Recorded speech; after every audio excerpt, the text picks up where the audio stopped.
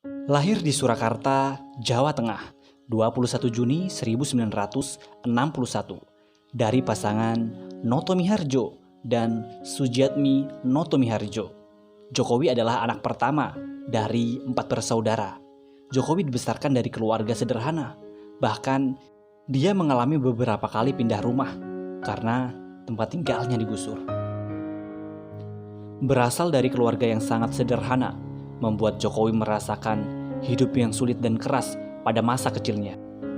Pada saat ia duduk di Sekolah Dasar Negeri 111 Tirtoyoso, Surakarta, Jokowi telah menjadi seorang kuli panggul, ojek payung, dan pedagang. Hal tersebut ia lakukan hanya untuk membiayai kebutuhan sekolahnya hingga makan sehari-hari. Pada usia 12 tahun, Jokowi memutuskan untuk bekerja di perusahaan kayu sebagai tukang gergaji. Keahlian tersebut didapatnya dari ayahnya, yaitu Noto Miharjo, yang juga berprofesi sebagai tukang kayu. Di masa kecilnya, Jokowi juga telah merasakan pahitnya penggusuran ketika rumahnya 3 kali terkena penggusuran. Setelah lulus sekolah dasar, ia masuk di SMP Negeri 1 Surakarta. Kemudian melanjutkan sekolahnya di SMA Negeri 6 Surakarta. Pada masa kuliah, Jokowi akhirnya diterima di jurusan Kehutanan Universitas Gadjah Mada. Di sana ia belajar sangat giat mengenai kayu, teknologi pengolahannya, serta pemanfaatannya. Setelah menyelesaikan kuliahnya pada tahun 1985, Jokowi akhirnya menikahi pujaan hatinya, Iriana, pada tanggal 24 Desember 1986 di kota Solo, yang kemudian memberinya 3 orang anak bernama Gibran Rakabuming, Kaisang Pangarep, dan Kahiyang Ayu. Di tahun yang sama, Jokowi pun merantau ke Aceh untuk mencari pekerjaan. Di sana ia bekerja di salah satu BUMN, PT Kertas Kraf Aceh. Namun karena merasa tidak betah, akhirnya ia memilih mengundurkan diri dan mencoba untuk berbisnis kayu di Solo sembari menunggu kelahiran anak pertamanya.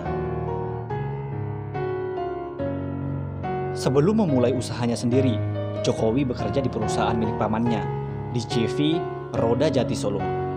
Setelah banyak pengalaman yang ia dapat dari sana, Jokowi memberanikan diri untuk membuka usaha mebel kayu sendiri pada tahun 1988 dengan membuat badan usahanya sendiri yang bernama CV Rakabu, yang terinspirasi dari nama anak pertamanya, yaitu Gibran Rakabuming. Bisnis Jokowi di bawah naungan CV Rakabu mengalami pasang surut, bahkan hampir bangkrut. Namun pada tahun 1990, berkat pinjaman dana sebesar 30 juta rupiah dari ibunya, Jokowi kemudian mencoba bangkit kembali.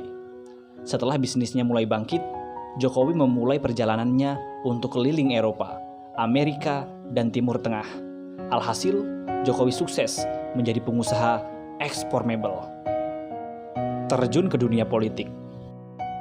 Pada saat Jokowi berkeliling Eropa untuk melakukan perjalanan bisnis mebelnya, ia pun mendapat inspirasi mengenai tata kota yang bersih serta rapi, yang akhirnya membuat Jokowi ingin menerapkannya di negara asalnya, yaitu Indonesia.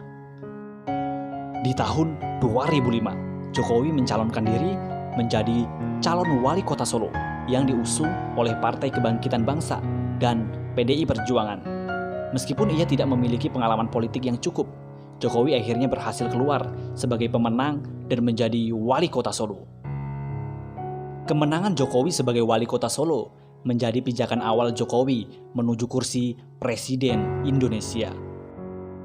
Kepemimpinannya sebagai wali kota Solo banyak mengubah wajah kota Solo menjadi kota yang nyaman, serta relokasi pedagang tanpa menimbulkan kerusuhan. Jokowi juga dikenal sebagai pemimpin belusukan, yaitu sering berkeliling melihat langsung keadaan kotanya.